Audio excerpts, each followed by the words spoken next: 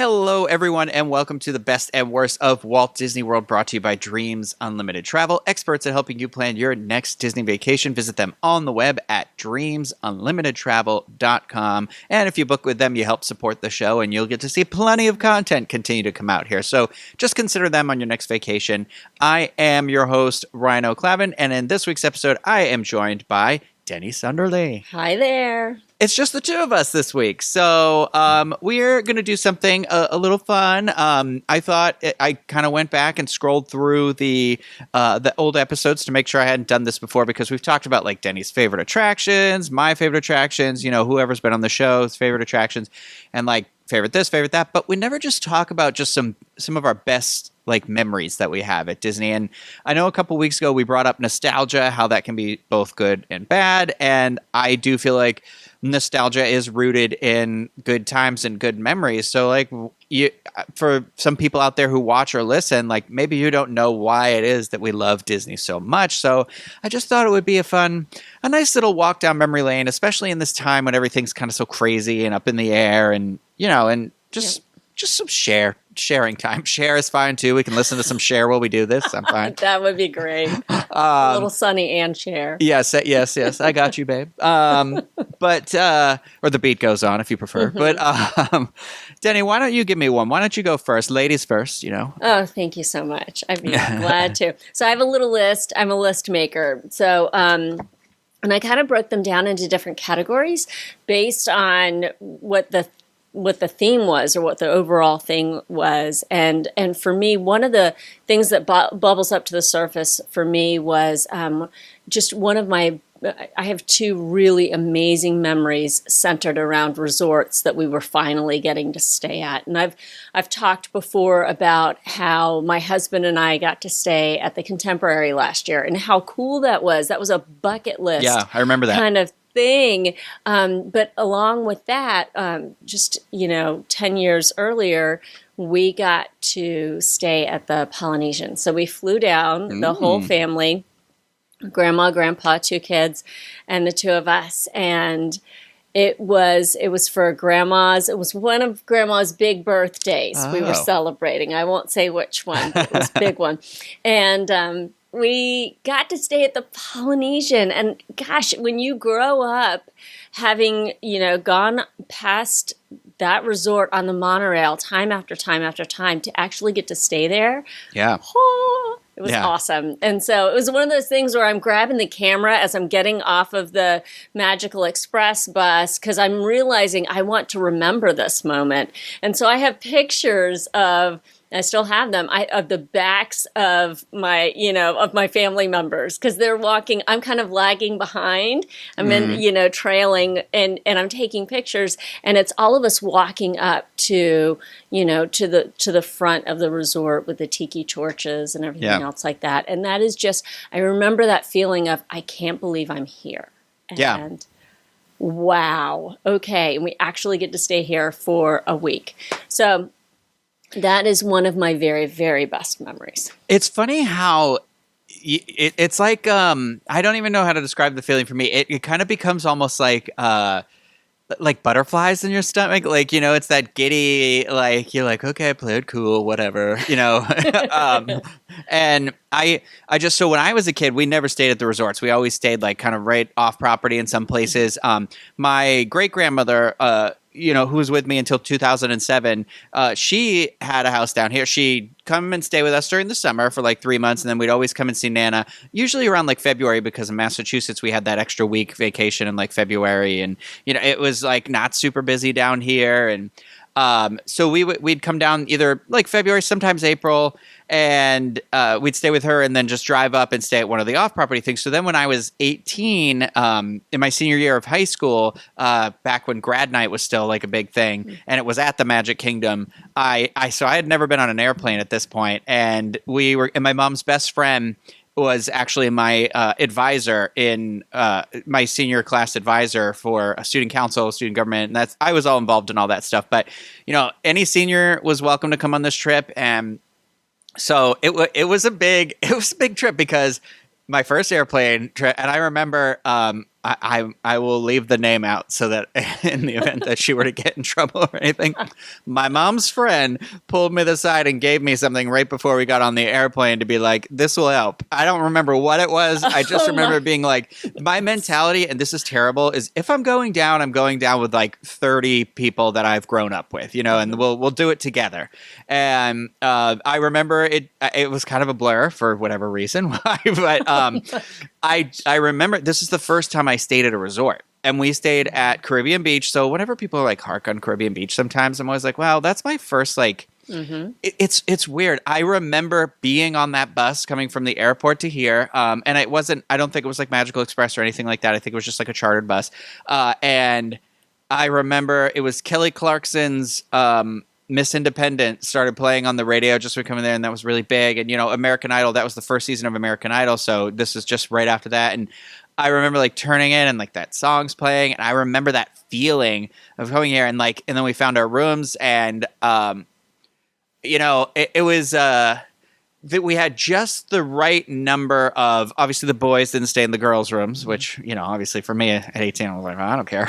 But we had just the right number of kids that it was me and my friend got our own room to ourselves. So it wasn't, everybody else had 4 to a room.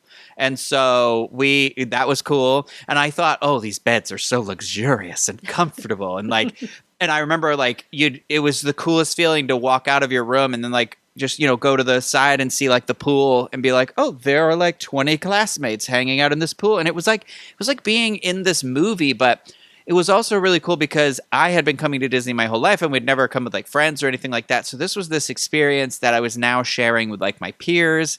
And it's funny, it's tied to that resort almost. And it's not even anything specific. It's not, I can't, I remember the feel of the room and I remember being there. And then I remember, because it was my first time staying on property, you could take the buses back and forth to the park, and we always had to drive from the hotel and go. And I was I remember saying, yeah, this is right around, not every kid had a cell phone. So it was right around that time. And it was oh, tonight when I call my mom from the room, I am going to tell her that we need to start staying on Disney property because I know how stressed out she gets driving. And I remember thinking, this is the world disappeared. And I'm on this bus and I don't have to worry about it. And you're saying I can just go back to the resort when I want, when I'm tired. I remember that was also a really big trip to me. Sorry to keep going on this, but this was one of my best memories because it was the first time I did a roller coaster at Walt Disney World.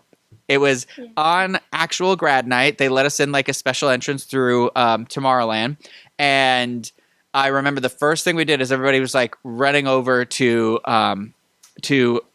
Space Mountain.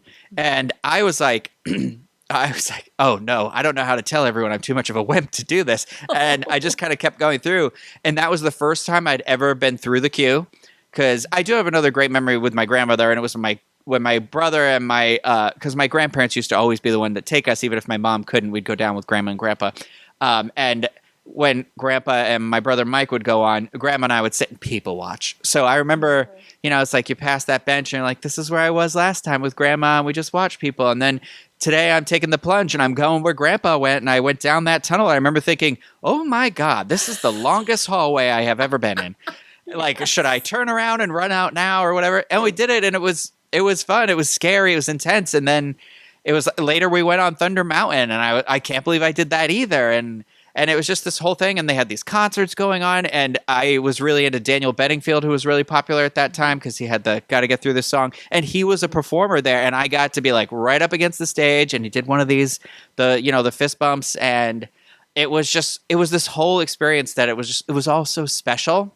And I really hold a lot of that with me still. I remember who I was with, on these rides. And it's weird to think, because I'm 35 years old now, that was 17 years ago. That was where I was at my moment in my life. That's almost twice my life ago.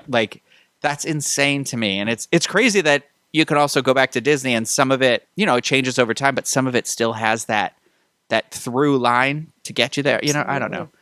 Absolutely. Yeah. And that's the cool thing about these moments is you can remember, even though it was a while ago, you remember just even the most minute detail because it made such an impact on you. Yeah, exactly. It's You know, they always say like smell is one of the strongest Mm-hmm. senses to trigger memories. Like you have that really specific smell, and it's not. It's I don't know what it is. It's like a combination of all those things at Disney that I think pulls everything out of you, and it works great. But I was starting that story because I actually had a resort story. So I'll tell one more, and then Okay. I'll throw back Do to it. you because I was thinking so when I moved here in 2007, that's when I first got to start exploring the resorts. I was a cast member, and I had never heard of Fort Wilderness. I did not know this existed. I remembered, like you said, Denny, riding the monorail through the Contemporary, and always thinking like, wow, so cool. There's like people eating down there and stuff, and like, and you know, seeing Grand Floridian and Polynesian as you went through, but I didn't know there was this whole other resort like sitting right there in the woods.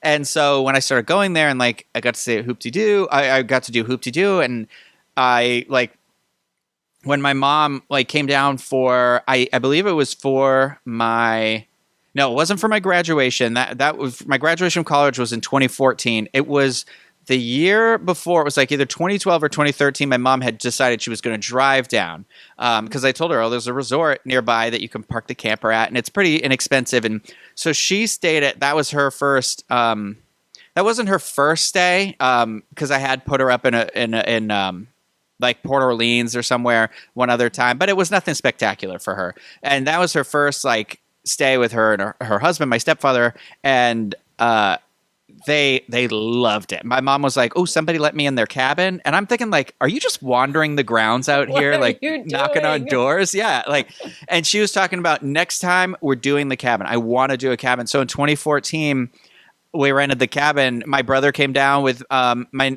two of my nephews, his and my sister's, and we all stayed, and that was my brother's first experience at a Disney resort, and my brother was obsessed with it. He loved the cabin. He was like, so the next year, him and his girlfriend and the daughter, so they had two kids with them, and they came down, and my brother went all out. He rented like the golf cart. He like wanted to do all this like cooking out. He didn't even want to go to the theme parks. He just loved the resort so much. So I have these other like really awesome memories tied to Fort Wilderness, and I think that's what I love. Like I'm lucky because of being the person I am. Like you said, Denny, you're the picture taker from behind. I was the sneaky like filming them and doing whatever, and I put this like fun little video together of them, and it's crazy that was 5 years ago and how big kids get so quickly. And seeing them in that video is I'm like, they're still babies. And it was their first time at Disney when I graduated. So to be able for them to have this experience where they got to stay in the cabin and go to the pool and like it was something else, you know? Yeah. Tell me another one. Tell me another good one. Oh no, I love it. Based on what you just said and your family being down here and coming back again, you know, we got to be down here in October of 1982. So my dad had a conference down here. He was in the nuclear engineering business for years and years and years and years. So had a convention down here, and we stayed at the Sheraton, the Twin Towers Sheraton. That's what they used to call it in Orlando, and it became a DoubleTree, and now it's long gone. Oh yeah, okay. Yes. Yeah. It's no longer, rest in peace, it's no longer there. But we stayed up there, so when Dad during the day was there for conferences and stuff, you know, Mom and my little sister and I hung out. And then we would get to come down to Disney. And of course, there was this brand new Disney park, and Dad had to be there and had to bring his family, which I'm so glad that he did. We got to step foot into Epcot during its opening month. Wow. And that's cool. And so I have these little snapshot. You know how you have as a kid, you just have little snapshot memories? So that's what I have around Epcot. I remember stepping into Interventions and seeing everything be so incredibly futuristic and robots and all this jazz. I remember World of Motion. In fact, my desktop picture, and it has been for years, is a picture that my dad took of my mom on World of Motion. And you can see behind her, we're in the portion that's outside. And so the attraction vehicle is ascending, and he's taking the picture from across the vehicle, and so you can see Spaceship Earth and all the brand new baby trees and just all of this stuff. People in the background, and they're 80s fabulous clothes. Yes. So anyhow, so Dad and Mom were down visiting, came down and visited last year. And we had the opportunity to be in the parks for the first time in a very long time. And really, my mom and Dad had kind of checked that off of their bucket list. Yeah. Just saying, hey, we've been there and done that. Yeah, we're good. But they wanted to come back into the parks, and we got to be in Hollywood Studios, and we got to be in Magic Kingdom. My nephew got to march with his marching band in Magic Kingdom, and then we went to Epcot, and we had a great day in Epcot. And as we were leaving Epcot, I'm just kind of going, again, I'm hanging toward the back because the sentimentalist that I am wants to remember all the things. Yeah. Dad, right as you walk under Spaceship Earth, right by the Gateway Gifts shop there on your right, Dad says, this is right here. This is where you threw a fit. I said, what? I did what? And he said, right here. The last time we were here, speaking of October 1982 is what my dad is referring to at this moment. He said, you threw a fit. And I said, I do not remember that. I don't know what you're talking about. And he said, yeah. I said, well, why was I throwing a fit? He said, you wanted a T-shirt. I said, oh, okay. He said, apparently I wanted a T-shirt to be able to prove to my friends that I had been there. So maybe this is where my T-shirt fetishes come from. Yeah, that's so. And Dad said that he had tried to tell me in that moment, just tell them that you were here. And of course, that wasn't good enough for elementary school me. Yeah. I needed a shirt. He said, so he points to Gateway Gifts and he says, so we went in that store and bought you a T-shirt. And I just went, okay. So Gateway Gifts right there is the place that I got my first Epcot T-shirt. That's so funny. I just found that out last year, but it's so neat to be able to have those memories and those moments with loved ones in the parks that you don't know. Number one, is this the only one we're going to get? And then not to get morbid or anything like that, but also these are once in a lifetime trips. It's expensive to come down here to Walt Disney World, and this could be it. But then to get that second chance to be with your loved ones in the parks, that's just what's one of my best memories now. It's really just something else that that we have these memories of coming when we're children and our parents being our guides, and then doing what we do and becoming who we are, that now we've taken that role and reversed it, and now we're still the children, but we're showing the parents, and it's this whole other thing that I doubt they even knew what they were doing. They probably just thought they were bringing us to a theme park, because for them it was a theme park sometimes, and you don't know, there's this seed that got planted and it would become this thing. And it's like what you said, you don't ever know when it's the last time, you don't know when it's the last time that you're going to be able to do something special like that with a loved one, or that you don't even know that that's going to be the memory you carry from either, that it's necessarily going to be there. So you make the most of it. And it's funny, when I was a kid, the thing I remember the most at Epcot was Body Wars. I can remember, that's the one where you go into Splinter, right? Into the Bruise or something. And I remember being like, I hate this. I hate that. I didn't hate Epcot, but I was involved. I don't want to do a worst memories thing, but I was telling Deni before we got started that I've said it on the show before it too. I almost got struck by lightning when I was a kid, and it happened at Epcot, and it was, I don't know. We didn't really, this is one of those type of storms that left and came back sort of a scenario. I remember we rode the Norway attraction.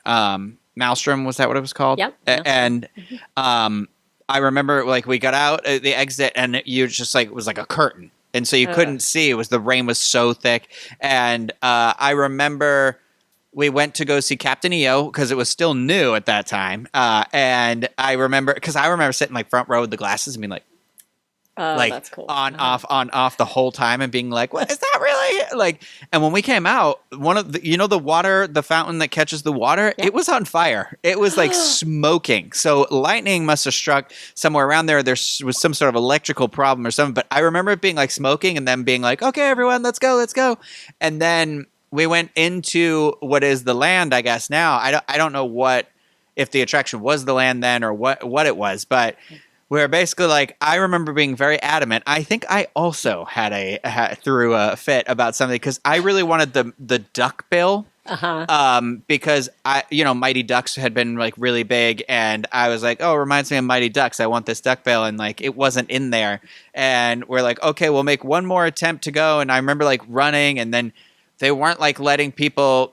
They were like basically the last group of people because they're like, it's not really safe for people to be out here right now. And as we went out from under the ball, I like turned around to look at the ball as we're leaving, and this like lightning bolt the size of like 2 or 3 Epcot spheres hits it, and it was so loud, and it reminds me of the scene in Jurassic Park because I was with my brother, and his reaction was like when the T-Rex is coming and Laura Dern is just screaming and like leaning on the driver, and that's kind of what started happening. And I remember being like, oh, this is going to change me forever, and it sure did. But it did. I still have memories of like at that time, I guess Nana would have been like 87 years old, just sprinting and taking off without us. I'm like, Nana, don't leave us. Like, she's out of here. Yeah, she's like, bye. I'll let your grandma and your mom take care of you. Like, it's just it's so funny. So I always think, but I very distinctly have remember my Nana waiting outside of Norway and just staring at the rain. But she lived. She knew what was what. She knew how to get around. Yeah. So it's really funny.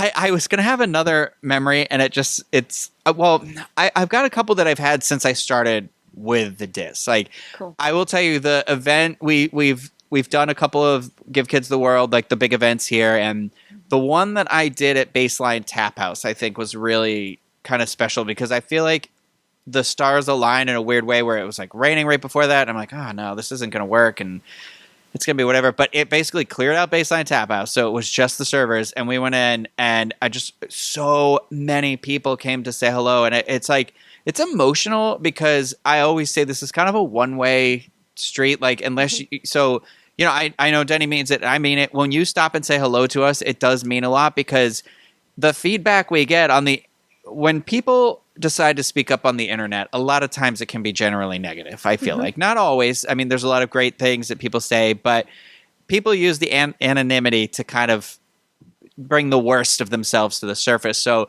when you're surrounded by these people that I think what I'm doing sometimes is it's just crap because that's who I am.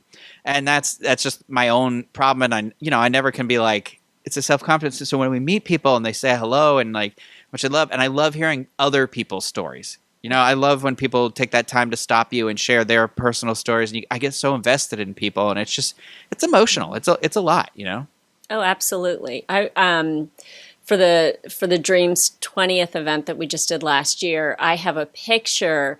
So we sat in a couple of rows there at the front. You had a million things going on production wise to try to get that live podcast, to get the podcast up and running. That was fun. So you guys had your hands full. So we were seated in the first couple of rows, and I remember when the doors, when they said, okay, let's go ahead and open the doors, and just the flood of people that came in. And I put my phone up and took a quick pic behind me. And I just came across those couple of pictures that I snapped in that moment just recently. And I just sat there going, good gravy. Like, it's the ballroom of the Americas at the Contemporary. And it's, huge room. Yeah. And it's just, it's a sea of people. And it's so, so cool just to kind of go, good grief, this is awesome. Because here's the deal, Ryno. I beforehand, for the majority of my of being a fan of the Diz Unplugged, I've listened. So I've had a commute, so I listen, or I'm out running errands, I listen. I can remember where I was when I've heard specific episodes. Oh, that's like I remember. I was in the middle of the Target toy section when that episode happened, or when they talked about the best pools, specifically the pool at Port Orleans French Quarter, when Corey did that whole pool tour series way back in the day. Like, I remember where I was when I heard all of that stuff. So to actually get to be on, kind of be a fan, but also be on this side of it and get to hear some of those stories, just like you were saying, is so much fun. Yeah. Oh, yeah. It's really one of those, and now because it's about Disney, it's very associated with Disney. It's a lot, and there are times when I say to myself, "Well, we're just helping people plan a vacation," but it's more than that. It's because it's not a typical vacation, and because it's like what you said about sharing the memories with, like, it's generational love. It's this sort of thing, and it's also sometimes can be like a cure for loneliness. It's someone's way out of their life where maybe they feel lonely or they feel less than, and here they feel right. They feel whole. They feel, and I think I can, like, kind of relate to it's that kind of beacon to always have something to go to and hope for. And it's tough. And it was tough when everything kind of started closing down to balance that emotional thing, because you think to yourself, there's so many important things happening in this world right at this very moment. Not to say that there haven't been in the past or anything like that, but we are on this precipice of a lot of things, of a changing society, rules that we're dealing with, a lot of people, standing up and saying enough is enough. And it's hard when you have that weight, and then you're like, let's talk about Disney World. But I don't take the fact that we can provide a release and an escape for people lightly. And that is something that has been very emotionally tied to Disney for me. And so it's one of those where, that's the responsibility I think we take working here at the Diz, is that it's, I know what it means to be an escape for somebody, and that I will forever be touched by this moment. Like, if I moved away and, last week was the last time I ever went to a Disney park and I never came back to Florida, it will always be such a significant part of my life, and I know you feel very similarly, but well, give me another memory. You had a whole notebook. Give me another one. Okay. So, obviously, of course, the cast members play a huge role in providing some of the most amazing memories for us guests there on property. I'm sure when you were a cast member, you had opportunities to make just magic for people who didn't know magic was about to happen.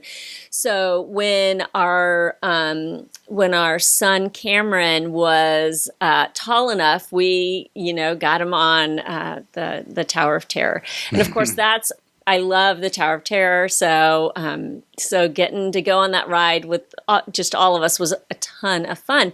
So on one of those occasions in that first trip of him actually being tall enough to go on the attraction, we walk out of the Tower gift shop, and TJ is there. And TJ is that iconic Tower of Terror opening day cast member. He's a legacy cast member. He is the really, really tall guy who, with the very foreboding look to him. I mean, he's just perfect to be at the tower. He really it just hams it up. And Cameron he offered Cameron the chance to try on the little bellhop costume. So TJ would sometimes have a smaller kid-sized bellhop costume with him to make these magical moments for kids. Oh gosh, yeah. And so we have a picture of Cameron in a bellhop cap and a little bellhop jacket, holding a little suitcase just outside of the Hollywood Tower Hotel gift shop. And we also, and TJ took a moment to write out one of those magical moments. Yeah, I remember those. The little certificates. So the cards. I remember those. Yeah. It was just such a cool thing. And to this day is something, we were just talking about it. I think it was just yesterday. So I know this is like crazy, but when I moved here, like I said, my Nana passed away in the beginning of 2007. And I think the last time I had been to Disney World was in 2003 for my senior year. Oh no, I lied. I went in 2005. But I came to Orlando, but I didn't go to Disney. That was weird. That was a weird trip. Yeah. So, I just derailed myself so bad. I am so sorry. One of my favorite memories is, when I started working at Disney and having the ID and then being like, oh, you can go to the park. And one night, I didn't know anybody who lived here. I knew like one person, and that's why I came down, because I was just like, I need to go down and clear my head. And I'm sad about it, like Nana passing away, and like I want to finish school, and I was having time. So I was like, I'll go in Florida. And so when I went, I just remember one day it was like my friend's friend was like, oh, do you want to just go see Fantasmic? And I was like, what do you mean? And he's like, oh, we can go. And I was like, doesn't that start at like 9? And he's like, yeah. And I was like, well, it's like 8:40 right now. And he's like, you live 10 minutes from the park. So we got in the car and we were in our seats, and he like knew somebody or something, because he might have been in entertainment, and they were like right in the front. And I remember being like, I was locked out of this show when I was a senior. I missed getting into the park to see it by like 2 minutes, and so they wouldn't let me in the park, and my like whole class got to see it. And so I was like, wow, this is what everybody saw. Like, I'm so happy that I could be here. And it also took me 10 minutes to get here. You can't make it from where I live to there in that amount of time anymore. That's impossible now. But it was just so cool. And so that's why I know that Disneyland's Fantasmic is better. I've seen it with my own eyes. It's phenomenal. Yes. Ours is different. I don't think ours is bad, but ours does hold a special place for me for like, as I guess because I worked in that park too. And it's like, I remember just going and seeing it with so many different people over the years. And so it still does kind of that, like, I still feel something when I go to it. I know the other one's better, but it's like, I still love what I love. Exactly. And it's connected to memories for you. And Fantasmic is the same way for me. So, and yes, Disneyland is incredible and just makes you catch your breath. But really, this one is fantastic. It's Fantasmic. It just is. I do have a memory, like, it's not all just like, oh, being here. Like, I remember when I first moved here too, I think I learned right before I came here that the Power Rangers were at Disney, like you could meet them. And I remember being like, okay, I'm going to go try and be a Power Ranger. And I did audition. Like, I auditioned, but I also, when I moved here, it was during that like recession, and they were downsizing a lot of entertainment stuff, because the people were like, oh, you're great. You would be great friends with like Tigger or a Power Ranger, because I was I was in the best shape of my life at that moment. And I went through all the way through the round, like to the very end of the audition. And that's in the end, they were like, okay. And they're like, so we'll keep you on file and let us know if any information changes and blah, blah, blah, blah. But then like right after that, there was this big like cutback. And I'm not saying that it would have been picked anyways, but it was nice enough to see there was like an opportunity. And I remember still the first time on like walking towards Streets of America, and like I could hear, like, this is back, I had to use the map and read and see where we were, because I had very little knowledge of Hollywood studios, or at that time MGM. And I was like, oh gosh, they're out, and like running down the street to go see them. And like, I still have those photos. Like, there's actually one, there's one over there. I'm not sharing it on the show though. I don't have a beard and I'm too thin and I don't want to look at it. So Okay. I say as it's framed over there, but like, but it's cool. And then one year it was so cold. It was that year, I think it snowed for like a few minutes during the marathon. And so like when that, well, the theater doesn't exist anymore. There was like a theater. So there was Lights, Motors, Action. And if Lights, Motors, Action was behind you, there was like a theater on the right. And I think they used to do like some like special performances in there or something. Hunchback Yeah. And the Power Rangers are meeting in there, but because nobody was in the park this day, like nobody, it was so cold. I got lucky and got a picture with all 5 of them. And so that like never happened. The character attendant was like, this is really rare. They don't ever do this unless it's like a wish or something like that. And I was like, well, you just made my life. So it's fine. It's weird how that sort of stuff means a lot to you. And like at that time you're like, I know you're not the real Power Rangers, but it's still really cool. But but it was still like one of those moments where I was like, but I feel like you are the real. So you it was. Absolutely, and that's so cool that you auditioned, Ryno. I love that. Yeah, I still remember the dance that they make you do and everything. So it was fun. I'm glad I did it. It was a fun experience, but my heart just can't handle rejection anymore, so I can't do it. just can't. I can't take it. Yeah. Well, and along the same lines as you, one of my favorite memories was the first time that we came with our youngest. So the whole family was here, and we're waiting in line in the Magic Kingdom, and it's along the same lines as yours, just a character interaction. So the characters were meeting out in front of Town Square Theater right there, and they were all lined up, and there was Goofy and several other friends, and then there was the Evil Queen. Oh. And she was not, she looked amazing. I'm spot on. And she was not cracking a smile. She was just, she was so stoic. And I leaned down to my youngest and I said, "Isn't that amazing? She won't even crack a smile." And Ryno, I don't know that I said that much louder than I just now said it, but good heavens, like we were toward the front at that moment, and the Evil Queen looked at us and said, "I'll smile when there's something worth smiling about." And we went, I remember I looked down at my kid and that was like, holy crap, what just happened here? And how did she hear us? But I mean, she didn't skip a beat, not a step, so perfectly herself in character. It was incredible. Do you have like a special memory tied to food? Oh my gosh. I'm just thinking, like, we talked about resorts and we kind of talked about like some theme park memories and character memories. And now I feel like before we end, maybe if we have like a special food one, we should share. Do you have one? Let me think for a second if you've got one. I do have one. You kind of reminded me of one, and it was, I was thinking about, everybody loves, or I don't know. I don't know anymore. According to our show, people don't love it. But at the Polynesian Ohana. Oh, yeah. And, it's just, I think it's because it's kind of one of those staples that's around. And I said, like, I do have special memories, Hoop-de-Doo, and bringing everyone to Hoop-de-Doo for the first time and that sort of thing. But there's something about Ohana, because I remember the first time when I went there and, being a cast member, they used to give us these like coupon books for the holidays, and you'd had like, sometimes it was a 50% off of table service, 50% off quick service, or it'd be like 50, 40, 30, whatever. But they always changed it up, and you had a whole year to use them basically.